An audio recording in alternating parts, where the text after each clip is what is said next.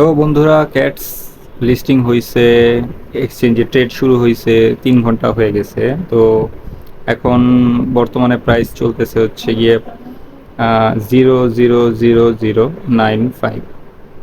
তো এখন ক্যাটস নিয়ে যাও একটু হচ্ছে গিয়ে আমাদের আশা ভরসা ছিল।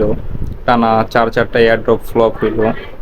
এর আগে ছিল হচ্ছে গিয়ে ক্যাটিজেন, সেটাও ভালো কিছু দেয় নাই। তারপরে আসলো হচ্ছে গিয়ে রকি র্যাবিট, সেও স্ক্যাম করে গেল, কিছুই দিল না।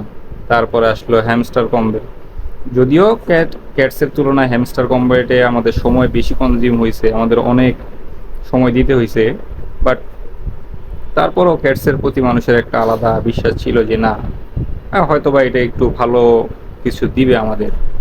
কিন্তু ক্যাটসও সেই একই পথে হাঁটলো।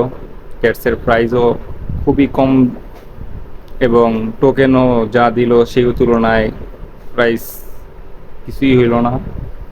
তো এখানে বর্তমানে যা প্রাইস চলতেছে, আমি সাজেস্ট করতে পারি সবাইকে যে হয়তো বা আপনারা হোল্ড করেন অথবা সেল করেন। কারণ এটা হোল্ড করা না সেল করা আহামরি আর কত হবে, এটা তো 10x 5x 10x হয়ে যাব না যে আপনার হচ্ছে গিয়ে $10 $20 হয়ে যাব, বা যাই হোক, মানে আপনার আহামরি তো আর বেশি হবে না।